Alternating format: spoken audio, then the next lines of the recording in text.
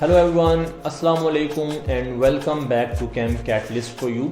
आज हम बात करेंगे नॉमेनक्लेचर ऑफ कार्बोक्सिलिक एसिड्स।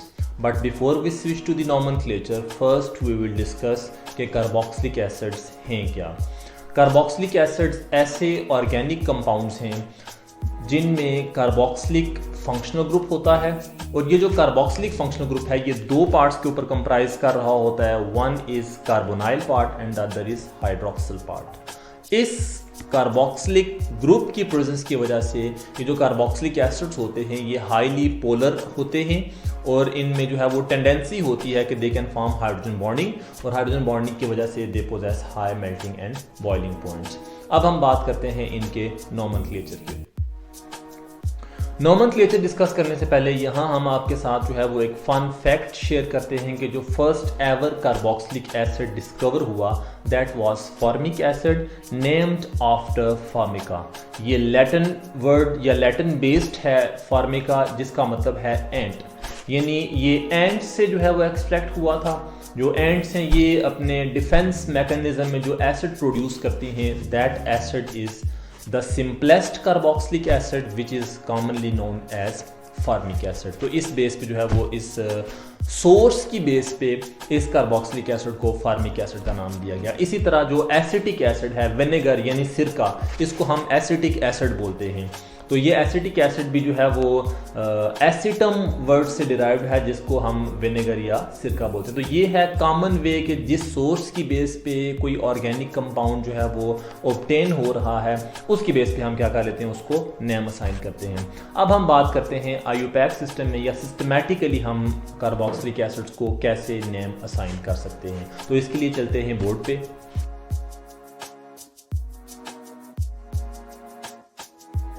तो नोमेनक्लेचर ऑफ कार्बोक्सिलिक एसिड में जब आप रूल्स की बात करते हैं तो ये जो कुछ कॉमन रूल्स हैं जो कि कार्बोक्सिलिक एसिड को नेम असाइन करने के लिए फॉलो किए जाते हैं।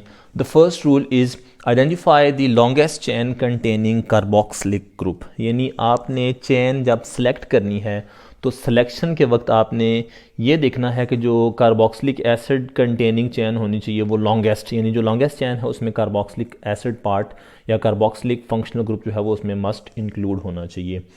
Know the second is numbering the chain.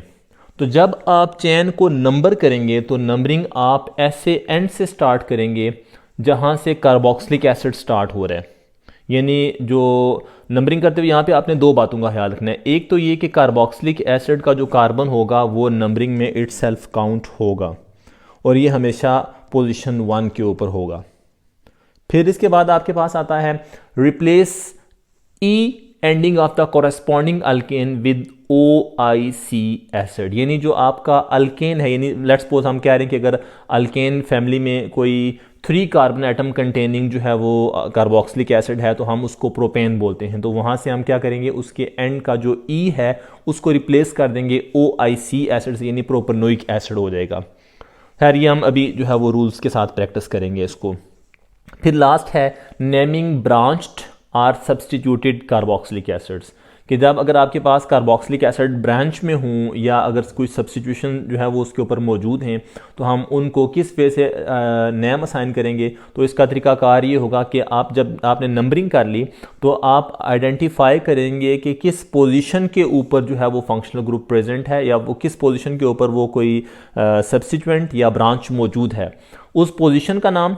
Then आप जो सब्सटीट्यूएंट या जो ब्रांच मौजूद है उस ब्रांच का नेम लिखेंगे, आप उस सब्सटीट्यूएंट का नेम लिखेंगे, और एंड पे बाकी कार्बोक्सिलिक एसिड का नेम असाइन कर देंगे। और आखिर में हमने ये देखना है कि डाई कार्बोक्सिलिक एसिड अगर हों तो हम इनको कैसे नेम असाइन कर सकते हैं।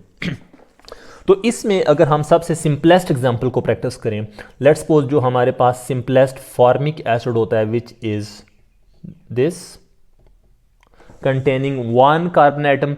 तो इस एक carbon atom containing carboxylic acid में देखें तो एक कार्बन एटम कॉरेस्पॉन्डिंग जो है वो अल्केन फैमिली, तो इसमें आप देखें एक वाले को हम बोलते हैं मीथेन।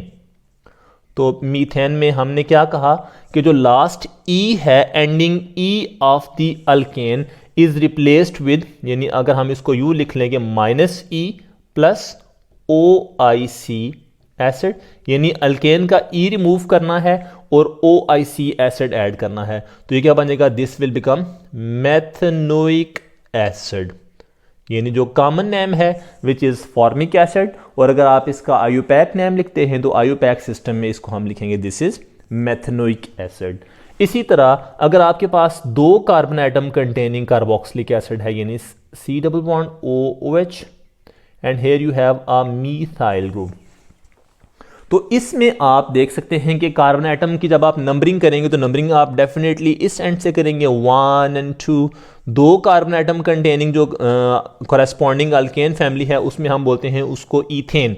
तो ईथेन में से हम ईथेन का आखिरी ई हटा देंगे और उसकी जगह पे क्या ऐड करेंगे, OIC acid, so it becomes ethanoic acid. इसी तरह अगर हमारे पास 3 कार्बन एटम कंटेनिंग जो है वो कार्बोक्सिलिक एसिड है, तो 1 2 3 कार्बन एटम में अल्केन फैमिली में हम इसको बोलते हैं प्रोपेन। तो आखिर में हम जो ई है उसको हम रिप्लेस कर देंगे OIC एसिड से, तो ये बन जाएगा प्रोपेनोइक एसिड, या इसको प्रोपियोनिक एसिड भी लिखते हैं।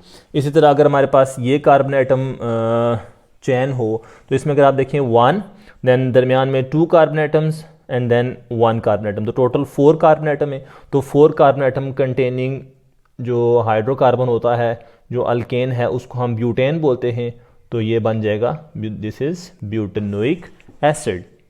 तो अब हम इसके दूसरे पार्ट पे चलते हैं, दैट इज़ नेमिंग ब्रांच्ड या सब्स्टिट्यूटेड कार्बोक्सिलिक एसिड्स। तो इसमें 3 एग्जांपल जो हैं वो बोर्ड के ऊपर ऑलरेडी रिटन हैं। तो फर्स्ट ऑफ ऑल अगर हम इस एग्जांपल को देखें तो इसमें अगर आप देखें तो जब आप इसमें नंबरिंग करेंगे, लॉन्गेस्ट चैन देखें, एक ही तरह की पॉसिबिलिटी है कंटेनिंग 3 कार्बन एटम। नंबरिंग करेंगे तो नंबरिंग हमने क्या कहा कि यहाँ से स्टार्ट होगी 1 2 एंड दिस वन इज़ 3। इसके बाद हमने क्या कहा कि जी जब सब्स्टिट्यूएंट हों तो हमने क्या करना होता है, जो हमारी प्रीवियस अंडरस्टैंडिंग है वो ये कि जो पोजीशन होती है, जिस पोजीशन के ऊपर कोई सब्स्टिट्यूएंट कोई ग्रुप मौजूद है, पहले हम क्या करते हैं वो पोजीशन लिखते हैं। तो इसमें देखें पोजीशन नंबर 2 के ऊपर जो है वो एक ग्रुप प्रेजेंट है, तो हम इसको क्या लिखेंगे, दिस इज 2 एंड देन कौन सा ग्रुप है, that is methyl, so this is 2 methyl. इसके बाद आप देखें इसमें कोई और सब्स्टिट्यूएंट मौजूद नहीं है। अब आप जो है वो इसका पेरेंट नेम लिखेंगे और पेरेंट नेम में कंटेनिंग 3 कार्बन एटम, तो प्रोपेन है, तो प्रोपेन का आखिरी ई हटाएंगे हम और OIC एसिड लगाएंगे, that becomes 2 methyl propanoic acid, या आप इसको 2 मिथाइल प्रोपियोनिक एसिड भी लिख सकते हैं। इसी तरह जो आपके पास नेक्स्ट एग्जांपल है, इसमें अगर आप इसको नंबर करते हैं तो 1 और 2 दो ही कार्बन एटम हैं, और 2 कार्बन एटम वाले को हम क्या बोलते हैं, that is ethanoic acid.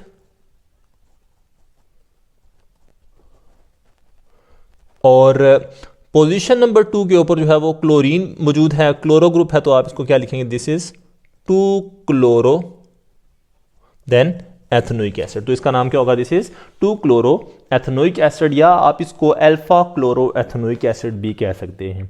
Alpha इस वजह से कि कार्बोनाइल कार्बन के साथ या कार्बोक्सिलिक एसिड या फंक्शनल ग्रुप के साथ जो कार्बन डायरेक्टली अटैच होता है उसको हम अल्फा कार्बन बोलते हैं, और जो उसके नेक्स्ट होगा दैट इज बीटा। तो आप इसमें देख सकते हैं कि ये कार्बन जो है वो आपका this is alpha carbon.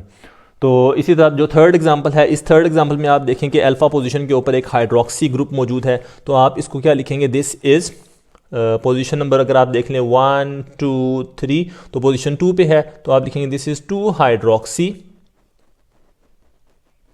Hydroxy भी लिख सकते हैं, then 2 hydroxy and 1 2 3 carbon atom containing propane, this is propanoic acid.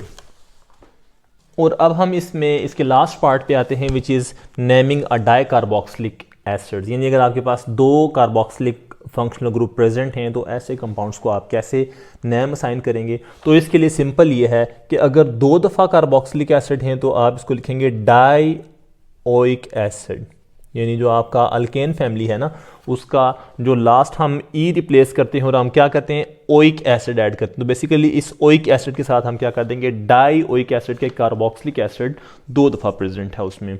जैसे ये एग्जांपल हमारे पास है, अभी है ऑक्सैलिक एसिड, इसमें आप देखें तो 2 कार्बोक्सिलिक यूनिट प्रेजेंट है। तो आप जो है वो किसी एक साइड से इसको स्टार्ट कर लें, नंबरिंग 1 और 2, 2 कार्बन एटम कंटेनिंग जो अल्केन फैमिली में हम उसको बोलते हैं ईथेन, तो इसका आप नाम लिखेंगे this is ethane. 1 and 2 position पे 2 कार्बोक्सिलिक एसिड है, तो आप लिखेंगे this is ethane 1,2 dioic acid. आप सिंपली इसको इथेन डाइओइक एसिड भी लिख सकते हैं कि फॉर श्योर अंडरस्टूड है कि इथेन में 2 कार्बन एटम हैं, और डाइओइक यानी 2 कार्बोक्सिलिक एसिड, इट मीन्स कि जो 2 कार्बन एटम हैं वो दोनों कार्बोक्सिलिक एसिड का ही पार्ट हैं। लिहाजा आप इसको इथेन 1,2 डाइओइक एसिड लिख सकते हैं, या सिंपली आप इसको इथेन डाइओइक एसिड भी कह सकते हैं। इसी तरह अगर आपके पास जो है वो ये एक कंपाउंड है जिसमें 4 carbon atom containing dicarboxylic acid है, तो आप किसी एक साइड से जो है वो इसकी नंबरिंग कर लें 1 2 3 4। तो इस केस में क्या होगा कि आप इसको नेम लिखेंगे this is 4 carbon atom containing जो है वो कार्बन एटम ब्यूटेन है, तो पोजीशन नंबर 1 एंड 4 के ऊपर जो है वो 2 कार्बोक्सिलिक एसिड है, तो आप लिखेंगे this is butane 1,4 dioic acid. If you found this lecture helpful, don't forget to hit like and share button and drop your questions in comment box. I will be happy to answer them. See you in next lecture. Allah Hafiz.